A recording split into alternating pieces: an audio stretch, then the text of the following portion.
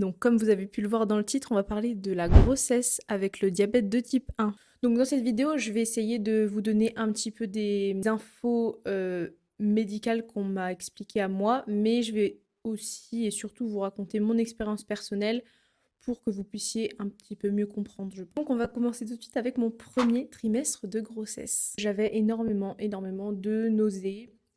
On va manger quelque chose et on va le revomir juste après. Donc au final, l'insuline qu'on a mis est beaucoup trop élevée par rapport à ce qu'on aurait dû mettre. Et je suis déjà arrivée dans des états où c'était très compliqué de me resucrer puisque je me resucrais, je revomissais direct et ainsi de suite. Quelque chose d'autre qui est un petit peu contraignant, enfin un peu beaucoup même, c'est que déjà quand on est enceinte, on a pas mal de rendez-vous. Quand vous êtes diabétique, vous avez des échos tous les mois.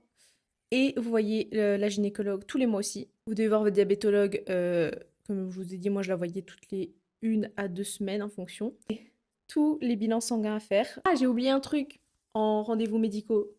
La sage-femme, mais ça arrive au cours du troisième trimestre. Troisième trimestre, une sage-femme qui vient à domicile pour vous faire le monitoring et prendre votre tension.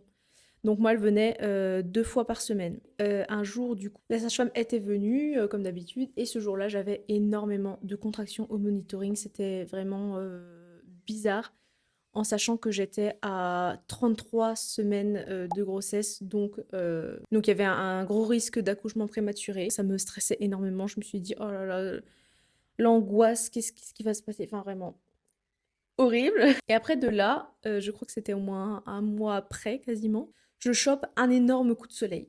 Mais du coup, je sais pas si c'est ça qui provoquait ce que je vais vous raconter, mais donc j'ai refait un monitoring et le cœur de mon bébé était en tachycardie et il battait beaucoup trop vite pendant beaucoup trop longtemps. Encore une fois, extrêmement paniquée, je vais aux urgences, j'attends, j'y reste des heures, etc. Et au final, on me dit non, franchement, le cœur, il est normal, tout va bien. Et bref, ce jour-là, je me suis endormie. J'ai bien dormi, donc j'ai rien senti bouger. Je me réveille et je ne sens pas bouger. Je me dis, c'est quand même bizarre, c'est tout. J'attends un peu, je vois ce qui se passe. Une demi-heure passe, 1 heure, quasiment 2 heures, rien. Vraiment rien du tout, aucun mouvement. Donc là, j'ai commencé vraiment à paniquer parce que je me suis dit, ça se trouve, aux urgences, ils ont mal vu que le cœur battait encore trop vite.